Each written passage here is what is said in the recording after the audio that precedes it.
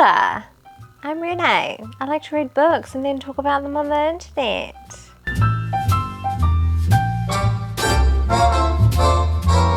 Hello, I'm back. I've been gone for some time. Sorry about that. No excuse really. Life was happening. Didn't really feel like putting myself on the internet for the last few months, so I didn't. And that's okay. But I'm feeling like I want to come back. So I thought rather than dump a random video on you, maybe let's do a little catch up. And I can tell you where I've been, what I've been doing, what I've been reading, and share some books that I bought. You know, just wrap it all up into one video. Boom, boom, done. I suggest getting a little beverage. Got my tea, and let's get into it. Okay, so I thought first out we would do the catch up. Like, where have I been? What have I been doing? Why have I been gone? I mean, there's really no reason why I've been gone. I kind of said that I didn't really feel like filming, but also, I don't know, when my life gets busy, I don't necessarily automatically think to pull out a camera and record it. I like that about me. I like that when there's like things happening in my life, I'm pretty present, and that's cool for me. So the last video I recorded was in July. It was a reading wrap up. It's now October. Some things have happened, and yeah, I thought maybe to catch you up I would just talk you through all of the stuff. So at the end of August, beginning of September, we had my dad's 60th birthday. Yes, my parents are very young. They were babies when they had my siblings and I. But my parents and both my siblings live in Australia. So this year they all came over. We all went down to Hawke's Bay, where I am from and grew up, and we celebrated my dad's birthday there. We had a really nice dinner, and then we had a party afterwards, because that's how my parents roll. It was great. It was the first time in I don't know how many years that we got my immediate family all together. Me, my dad, my mum, my brother and my sister. Yeah, it was really great to see everyone else. Like, my dad's brothers and sisters were all there. Some of my mum's family was there, cousins. It was pretty special. My dad's like friends that he grew up with when he was like a kid were all there. He got very emotional. He was quite overwhelmed by the effort that everyone had gone to for him. He's not one for attention or being made a fuss over at all, but it was nice to see him be celebrated and, you know, just let us do that for him, and it was really nice to see. So yeah, busy weekend, lots of family, all family. Then immediately on the back of that trip, we get home, we unpack, I start packing another bag because the next day I flew to Seoul for work, which was crazy and wild and fun. I still can't even believe that it happened, and it feels like it was just yesterday at some points, but then it feels like it was forever ago. It was a great time. I went for work. Frieze Seoul was happening, so Frieze Seoul Art Week was on, and I was invited on a press trip with BMW, which was pretty crazy. They're one of the major partners for Frieze events, so that was really special. Like, I got pampered and treated like amazingly, and basically didn't have to think about anything for the 3 days of the press trip. It was great. I kind of just like turned up and somebody told me where to go and what to do. So I really loved that. I saw lots of amazing art, and I just love big cities and the buzz and the feeling of being in big cities. I love public transport in big cities because Auckland's public transport system is so shit. I just love when things are like reliable and good and you can just go anywhere. very easily. I got to meet someone very special. I got to meet Nathan. That was really nice and lovely, and just we had the best time, and he's such a gentleman. He was like holding doors open for me and shit, and like paying for my coffees, and it was just the nicest. We had the best chats.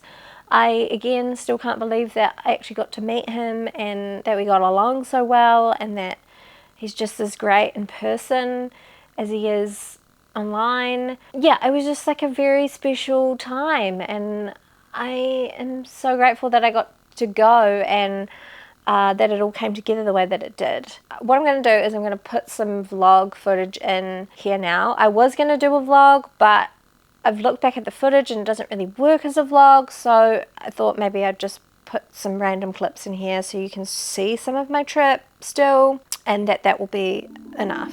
Okay, enjoy.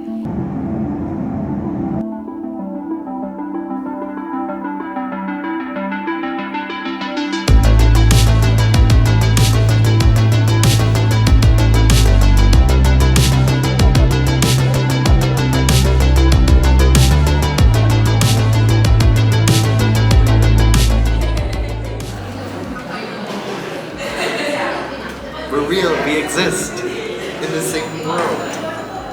Inception. That says it's recording. Oh, okay.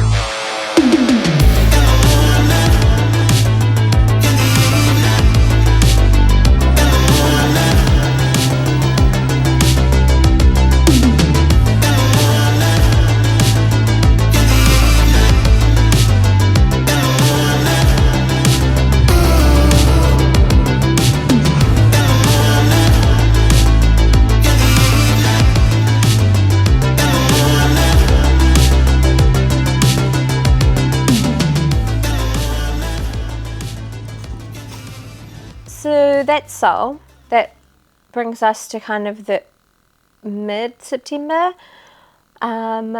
Work hit the ground running. I was basically away for 2 weeks and needed to catch up big time. We had more visitors. Rupert's parents came to visit, which is always lovely and nice to get to see them and spend time with them. I had a friend visit last weekend, and again, another really special time getting to hang out with her and spend time with her. But it's been busy. I feel like this is the first weekend in a long time that I've had not something on. So I'm ready to get back into my regular routine. I love my routine. I'm pretty boring when it comes to stuff, and yeah, just kind of getting back to normal a bit as we get into warmer weather. It's now daylight savings has started, so we have more daylight hours in the evening, which is very exciting. But yeah, I'm just really looking forward to sunnier seasons ahead. Okay, that's the catch up done. Let's talk about books. I thought, because I've got quite a bit to catch up on in terms of reading, and I don't really want to miss anything out, I'm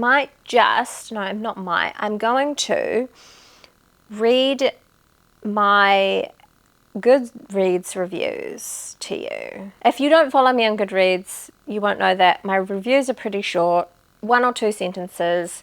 They're not really reviews. It's mostly just my immediate initial thoughts once I finish a book, and I try to write them straight away so that I capture like the essence of whatever it is that I'm thinking about or what it made me feel.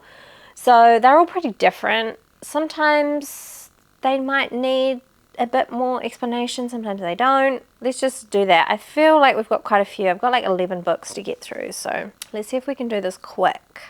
Hey? Okay, first book, Parade by Rachel Cusk. I really don't need to speak about this book because I did an entire vlog on this, so you can go watch that and hear me talk about this book for an entire 40 minutes. But for the sake of this, I will read my review. Life is one big violent act. How do we respond to these ugly moments, and what new perspectives do they give us? Loved every moment of this. 5 stars. Enough said.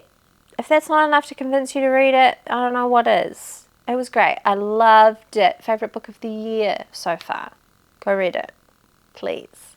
Next, Acts of Desperation by Megan Nolan. This was so dark, and I don't know that the onslaught of self-hatred was 100% needed. It felt too much. All the trigger warnings for sexual assault.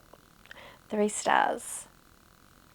I feel like I am past the point in my life where I want to read about characters like this who are in their early 20s and they're struggling and kind of a little bit self-destructive, a little bit wayward, a little bit still trying to figure out who they are and what they want, and kind of leads them to some pretty dark things. I've been through that. I'm ready to move on. I'm in my mid-30s. Yeah, it's just not the story for me anymore. And that's okay.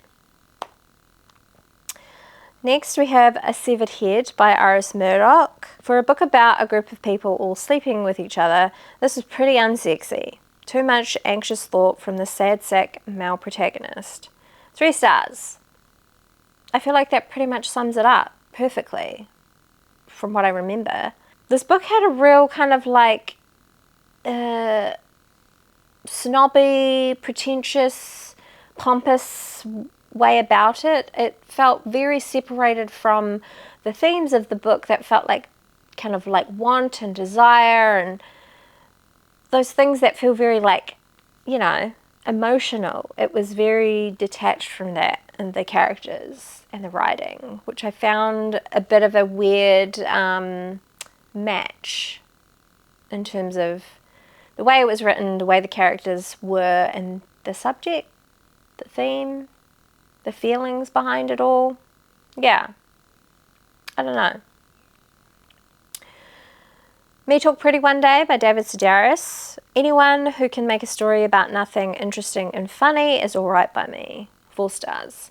I really do love David Sedaris. He is a great memoirist. He has a great ability to take these moments in his life that feel like maybe aren't all that humorous at the time, but because of who he is and the way he has experienced life, he kind of looks at it through this self-deprecating, dark, comedic lens that is both funny and interesting, especially in the way he brings them all together. This one being about language and his kind of humorous moments in his life that he's dealt with things through language, or it's been a theme or a point in those moments. Interestingly enough, if you contrast this with the next book that I read, which was Down the Drain by Julia Fox, quite different memoirs. My review for this is Julia Fox is the ultimate unreliable narrator and the villain of her own story. Good for her.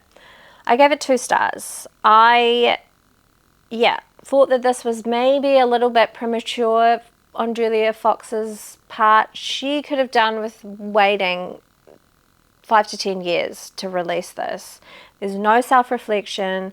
I didn't really understand what the point of this, the point of the book was, other than to relay her life and talk about how she was a naughty girly back in the, 90s and early 2000s, but it lacked self-reflection, it lacked any kind of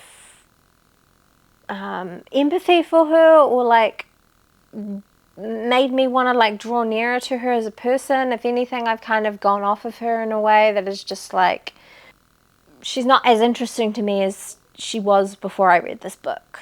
So I think it's probably done the opposite thing that she would have liked. I don't know. It feels, she doesn't care what I think, right? She doesn't care. Okay, All Fours by Miranda July. This would have benefited from a quicker read and for me to be less judgmental. Miranda July may be too out there for me, not sure yet. I gave this a 3-star, but the more I've been able to talk with other people about this book and think about it and what it did, the more I realize I actually really enjoyed it. I do think that my pace in reading of it was off. I do think it needs to be read quite quickly because there is this sense of urgency in the book that I feel needs to be reflected in the way you read it. And perhaps like spending too much time in the first half is where all the judgment from my part came from towards the main character. But overall, it's the book that I want to read more of at this point in my life, at the age I'm now. Like, I want to read more about these types of experiences for women. And yeah, I'm on the Miranda July love train. Yeah, I'm all for her. I'm all for's her. Oh, God.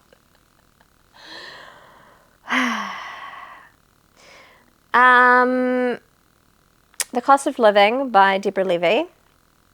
There is something about Levy's nonfiction I love. Maybe it's the fine line she toes between urgency and levity. 4 stars. I have read Deborah Levy's non-fiction and have not ever enjoyed any of the fiction that I've read of hers. Sorry to all those fans out there. I just don't like it.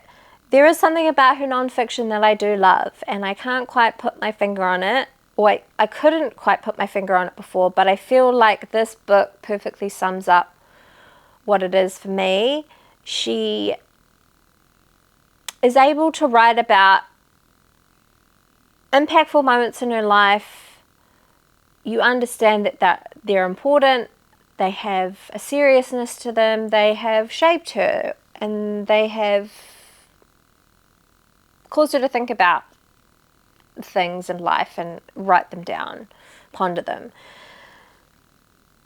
She does that without attaching too much seriousness to them. There's not any kind of heavy weight that overburdens you as a reader. You don't feel like you're having to try too hard to get inside of what she's trying to say, and it felt very easy and light.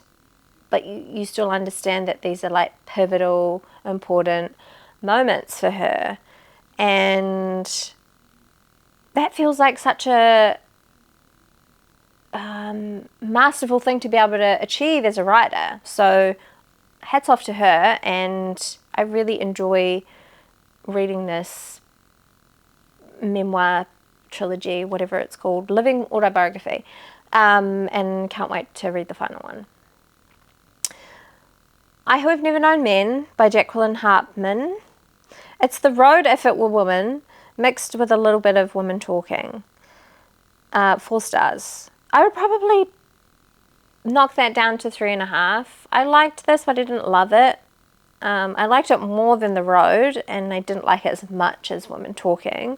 But to me, this felt like a really good mix of those two books. It's a survival journey story, but it's centered around a group of women, and they are kind of in community with one another in this really kind of scary, unknown time, and they are kind of leaning on one another in order to get through. And I always love those kinds of depictions of female community and the ways in which we can like help each other survive, both in kind of our everyday lives, but also in like these very serious, dire, scary situations. Long Island Compromise by Taffy Brodessa Akner. Taffy really hated these characters, and I'm disappointed she didn't destroy them. 4 stars.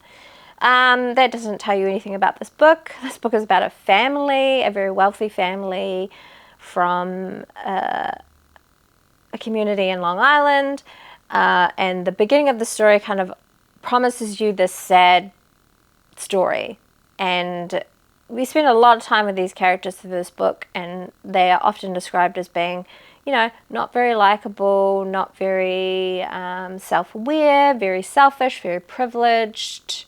It's infuriating to read about these characters and kind of the lack of awareness that they possess about themselves, the situation that they're in, how they got themselves there, and you really feel like it's this build-up to kind of tear them down, and you don't get that. You don't get that, and it's really disappointing. But I think that's the point, because it feels like way too intentional to not be the point. I don't know. I feel like the disappointment that I have in the narrator and Taffy not really like eviscerating these people is what she intended. So like, hats off to her. She did good. I did really enjoy this book. Night Bitch by Rachel Yoder. A woman, mother, artist, wife believes she turns into a dog at night and turns it into an art project to justify all the late evenings.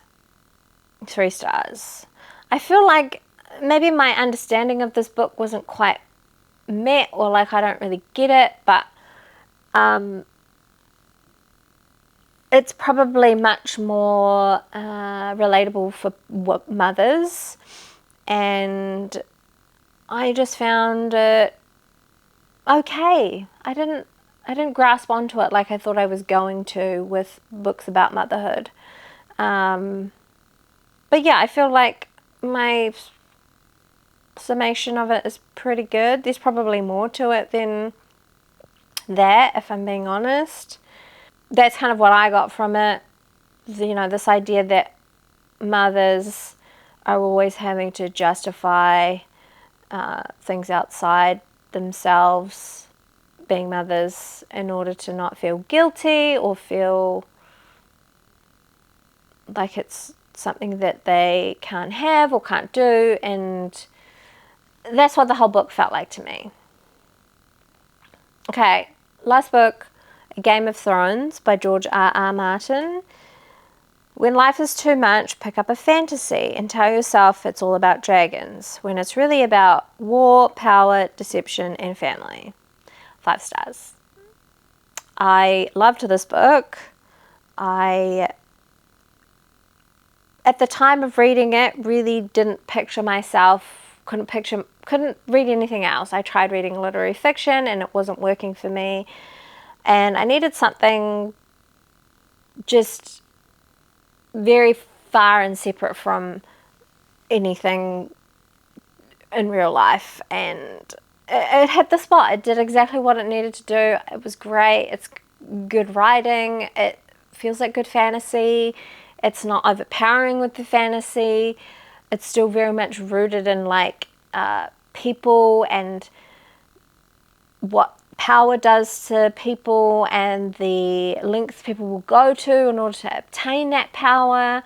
It's about family. It's about people being human and flawed and horrible and all of that, but it's just within this fantasy world, and I enjoyed that. That was the dynamic of the fantasy amongst it. It was a good reading time recently. I mean, I haven't read a lot, but I've been reading, so there we go. Last part of the video, I thought I would share some books that I've purchased recently, because I have been buying books. What a surprise. Okay, let's just start from the top. This is actually a book that a friend gifted me, my friend Sophie, Hagstone by Sinead Gleason. I'd seen this book around. I don't know that it was a book that I was all that keen on reading, but when she sent it to me, I was like, cool. It's about witches, or did I make that up? I don't know. It's set in Ireland, on like a remote island. It has this mysteriousness to it. It sounds like witchy vibes, so yeah, I'm down for a bit of that. I bought books when I was in Seoul. If you've seen Nathan's video, you've probably already seen these books, so you'll see a mixture of them in this video. But On Earth We're Briefly Gorgeous by Ocean Vuong. I actually purchased this to replace the copy that I have because I just love that cover. I think it's gorgeous. Briefly Gorgeous. Yeah, so that was a Korea Seoul book. Another book I bought in Seoul, Olive Kittredge by Elizabeth Strout. Have wanted to read this for a little while, but I hadn't picked it up.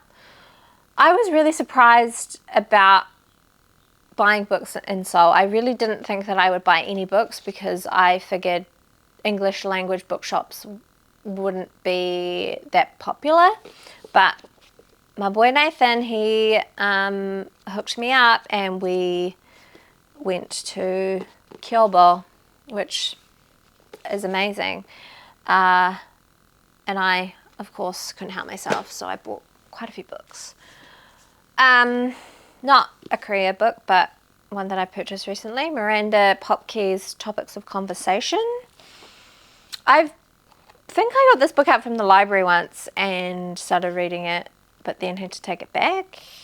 Felt like a very quiet story. It opened with two women having a conversation in a pool, I believe, so that's my memory of it. But I picked a copy up because I thought I would give it another go.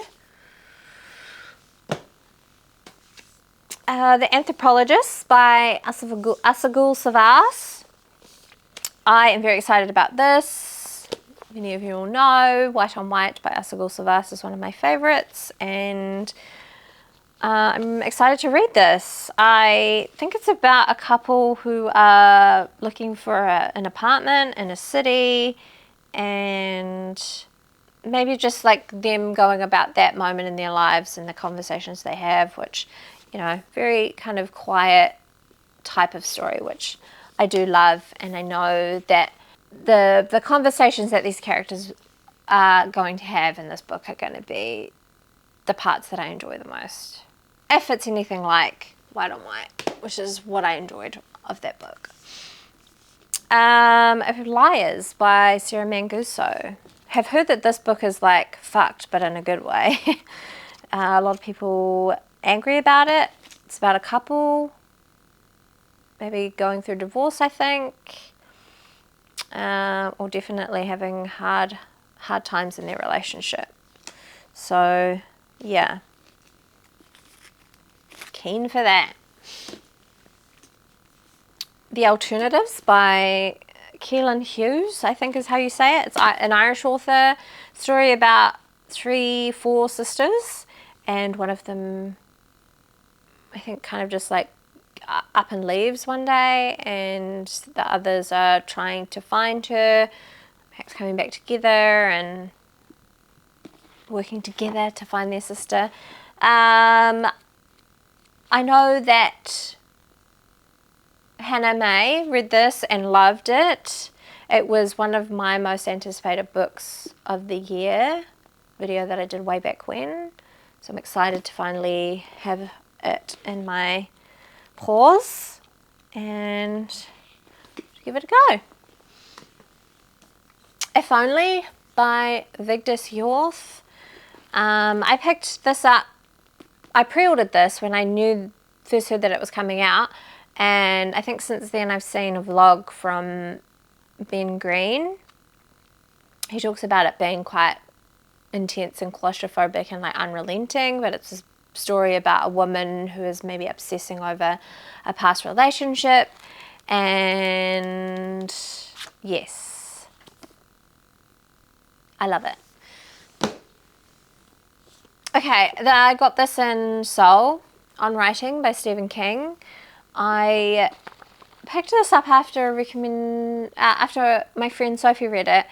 She said it was interesting because it made her feel like she could write a memoir, even though she's not a writer and she's not really interested in writing.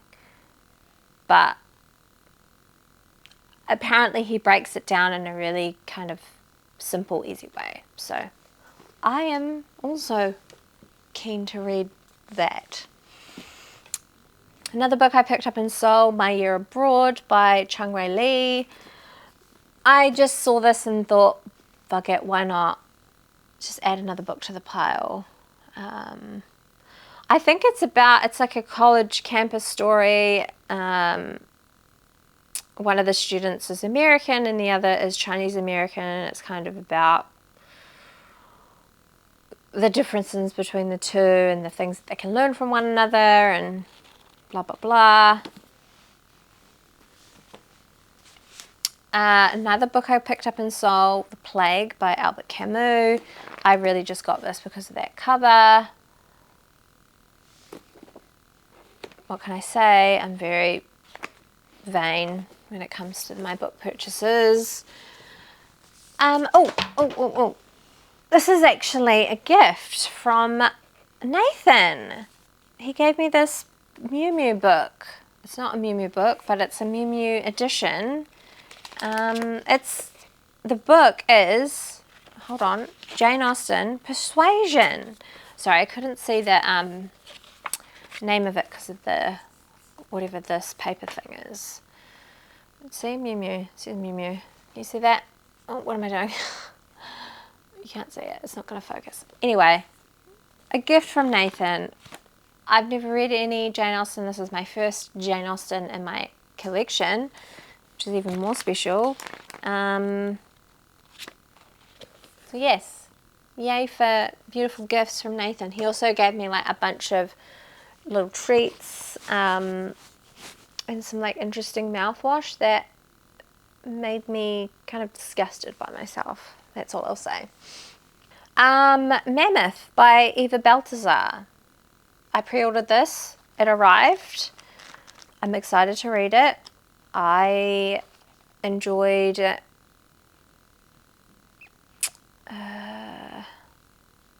Boulder? No. Permafrost. I enjoyed Permafrost. Boulder was okay, but yeah, I'm excited to dip into this. Don't know what it's about. Didn't need to really know what it was about. Just pre-ordered it because it's Eva. Okay, 2 more books. Bad Archive by Flora Feltham. Actually picked this up when I was at a book club with one of my local indie bookshops. This was supposed to be the next book club, but I actually wasn't even in the country, so I wasn't able to attend, and I have not read this book, so I'm very behind. It's a non-fiction story about archiving, and the writer of the book, Flora, the different things that she learns as she's kind of going through these archives. I feel like Bibliosophie would like this, just because I know she's a fan of archiving. So yeah, there's that. Okay, last book is Kairos by Jenny Erpenbeck. This I bought to replace the copy that I had. I had the UK edition, very stiff, not floppy at all. This is in New Directions. It's gorgeous, it's stunning. It was a really good price, so I bought it and I swapped it, and I'm excited to read it because it was the winner of the International Booker, so I really need to get to it. I feel like I did that quite fast, but I feel like there's a lot in this video, so thank you for making it all the way through. Thank you for watching. It's good to be back. I also, when I was in Seoul, had the experience of meeting one subscriber with Nathan, and the other one was someone said they saw me in Seoul when I was at the art fairs and reached out on Instagram and messaged me and said they love my videos, and it felt really nice. And it was also very strange to think that you can go to another place and just like randomly run into people who watch you on the internet. It's so bizarre and weird, but it was really nice. So it was really nice to one, meet you, and other one, reach out and say that. So yeah. Okay, I'm gonna go now. Bye.